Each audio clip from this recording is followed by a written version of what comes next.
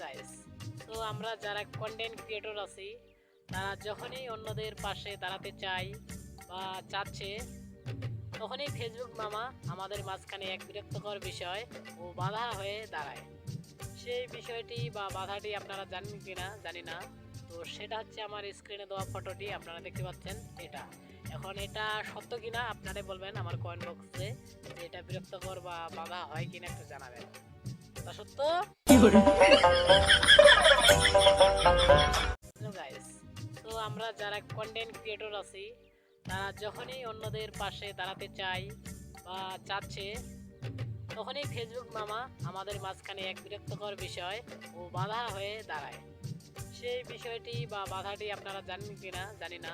তো সেটা হচ্ছে আমার স্ক্রিনে দেওয়া ফটোটি আপনারা দেখতে পাচ্ছেন। এখন এটা সত্য কিনা আপনারাই বলবেন আমার কমেন্ট বক্সে, যে এটা বিরক্তকর বা বাধা হয় কিনা একটু জানাবেন। তা সত্য